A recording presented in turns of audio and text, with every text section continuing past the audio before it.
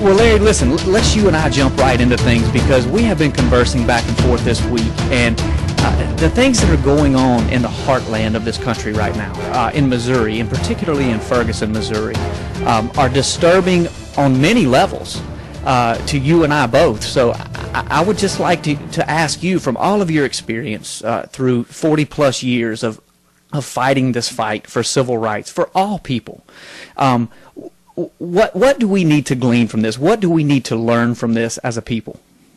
I think that first and foremost, we should look at the situation in Ferguson and throughout other parts of the country, for that matter, and it doesn't just affect black people. That's number one. We need to understand that this kind of insidious, insipid, tragic, if you will, these tragic circumstances are not limited to any one group of people, all right? And now is the time to really understand that we have a golden opportunity to unite, to our human rights across the board, black, white, brown, red, and yellow people, across the board. It is time for us to stop being divided. It is time for us to stop being pimped and used. And, you know, we have these folks like Al Sharpton, you know, going down to Ferguson, and, you know, I call him Obama's hitman. You know, but what good are they other than to cause further division? No, we the people, everyday ordinary people, we the people, the Constitution of the United States, we the people have an opportunity here to turn this situation around and bring about unity and dialogue between our sisters and brothers, our brothers and sisters of all colors.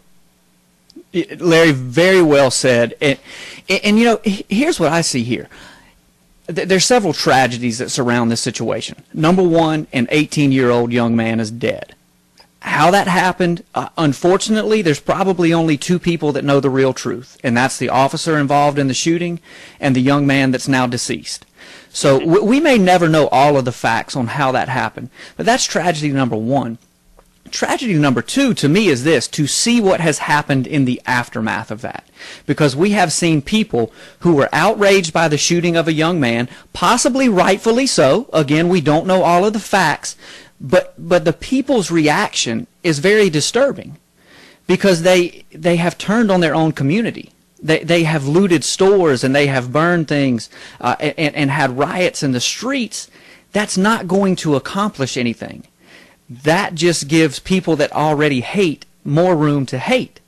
And then the other tragedy, I think, is this, is that after the riots started and things started getting out of control, is we see the police reaction and the things that people like you and myself and my dad have warned about for years now, is the militarization of our police in the United States. To see them rolling through this town in tanks and in armored vehicles, you know, in vehicles that were used in Iraq and Afghanistan and have since been donated to these police departments.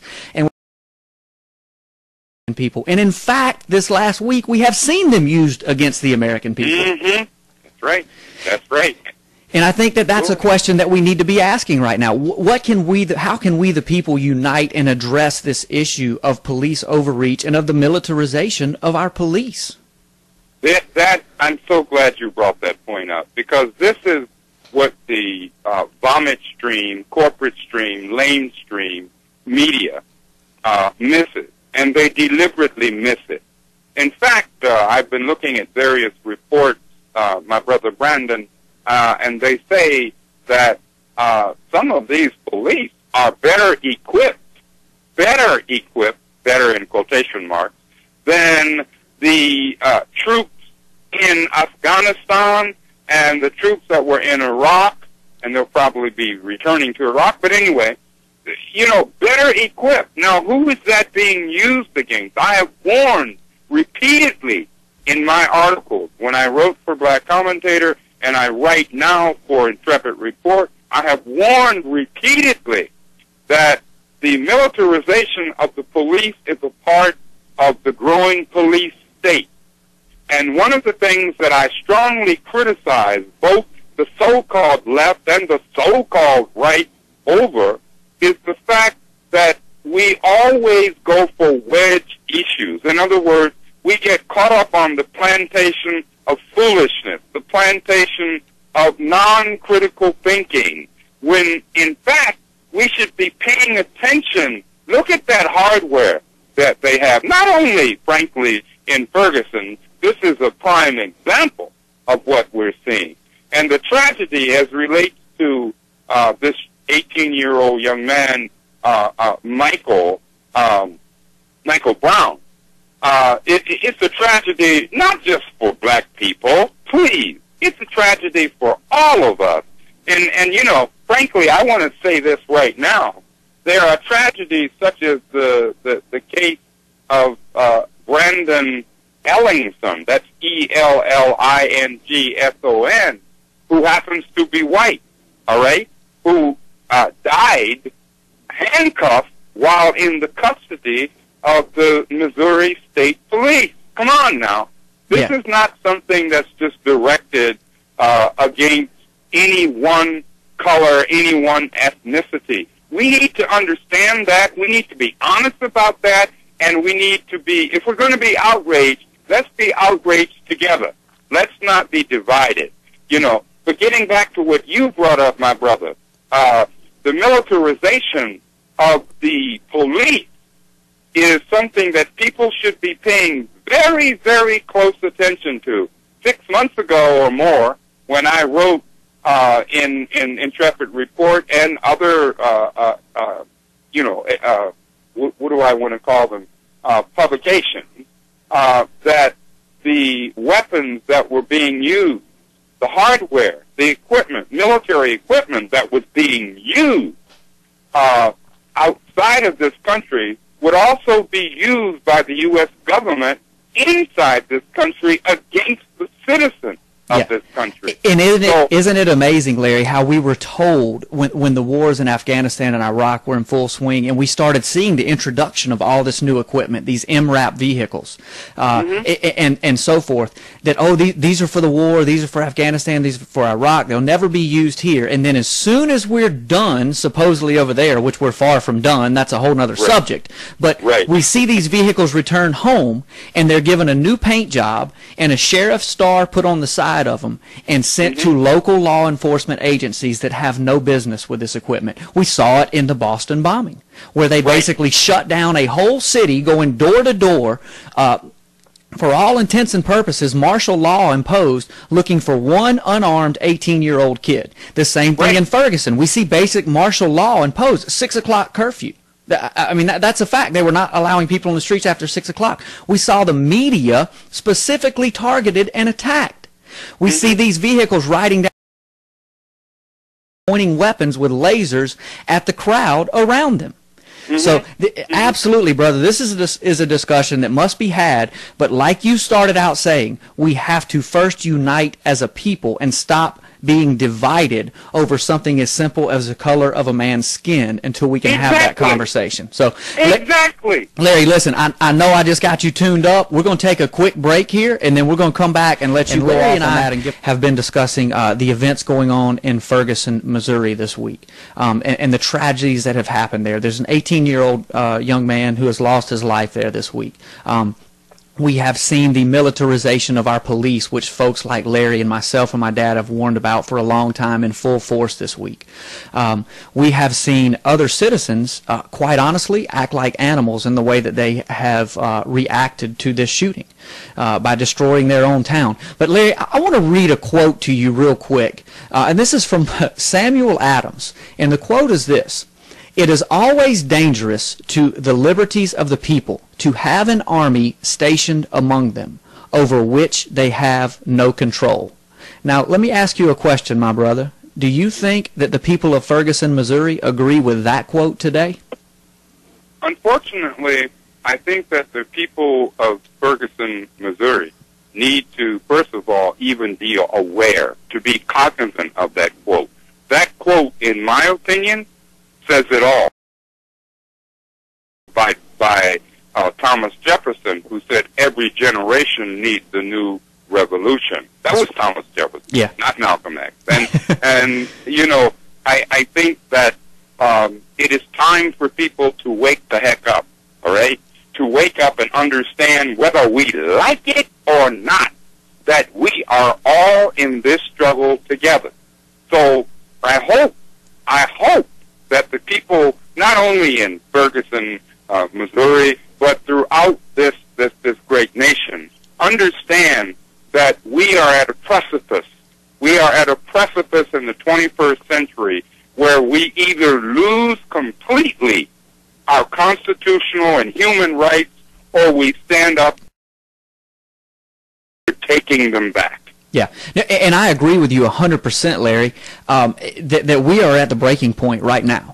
And it may not be tomorrow, but I mean, just in terms of history, you know, we're right there, brother. Either we're going to unite as a people, and you and I are both not ignorant to the fact that there will always be racism. There will always be stupid, idiotic people who can't see past the color of a person's skin or what religion a person is. But if we don't unite now as a country and get away from the division that is crammed down our throats by these agents, like you said earlier, Al Sharpton, the so-called new Black Panther Party, the Jesse Jacksons, and stop letting them divide us, we must come together and fight as one. That is so correct. I could not have said it any better or any clearer myself, my brother Brandon. The fact of the matter is that, and I'm glad you mentioned the so-called new Black Panthers, I want the listeners to understand that I'm a veteran of the original, the real Black Panther Party that was formed in October 1966. I am not a part of any hate-mongering organization or cultural black nationalist organization of any color, including the so-called new Black Panthers. Now, let me say that I think that is very important, you know, that despite our perceived emphasis, perceived differences, we have got to understand that our commonality, our collective human interest must definitely outweigh the petty differences that we may have. And I say petty, that doesn't mean that they're not important to individuals, but I'm simply making a point that the most important thing for all of us, black, white, brown, red, and yellow people, is to understand that it is our common interest. This country was built with, notwithstanding all of its faults and all of the criticism, legitimate, that I and others can make. This country was built on ideals. Let's live up to those ideals. Let's strive and struggle for those ideals. And so, you know, I just don't want people to get sidetracked by division, sidetracked by hatred, sidetracked by what I call so-called black flag operations of the government and the corporate stream, vomit stream media. I want people to keep their eyes on the prize. That's black, white, brown, red, and yellow people. Let's all keep our eyes on the prize. And is to bring about the unity of all of our people. My people, what do I mean? Black, white, brown, red, and yellow people. Those are my people. Yes, absolutely, brother, and thank you for emphasizing that point.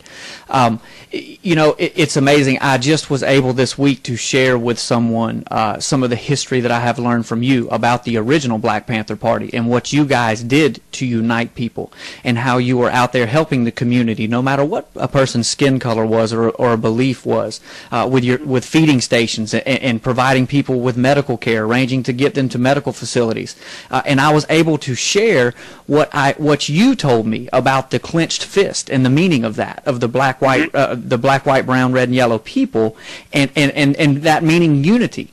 And so, see, that's something that you would never learn in our school books or in history books in our schools, because you see that kind of history, the real history, unites people. But right. You and I understand that what's going on today in Ferguson, Missouri, and wherever the next place will be, is that it's an old tactic called divide and conquer. And if they can keep you and I divided over something as petty as the color of our skin, then we can be conquered from above, because we're constantly arguing about something that really doesn't matter. Right. You're absolutely correct. And what matters is our humanity, even beyond so-called civil rights. I'm about human rights. And we are all, black, white, brown, red, and yellow people, the clenched fist, we are all, first and foremost, human, irrespective to what we have experienced, irrespective to what we may adhere to as far as our quote-unquote beliefs, irrespective to all of that. And we had better darn well understand that this is a very, very serious time in which we are living. And it's not just about Ferguson. The 21st century is going to make or break us. I am determined, and I'm sure my sisters and brothers of all colors out there are also determined that it is going to make us. It will not break us. I agree, Larry, but again, let's reemphasize, now is the time. If we are going to come together, if we are going to unite, if we are going to overcome our government out of control, the specific topic that we've talked about here today, the militarization of our police, where we see this basic standing army being used against the people in ways that our founding fathers would absolutely gone crazy about. Just the things that they wrote about and taught about for us to be careful of, and that they warned us about. So thank you for your encouraging words today, Larry. We have about a minute left. Just real quickly, tell folks where they can find you, where they can find your material, and anything else that they need to know about you in particular.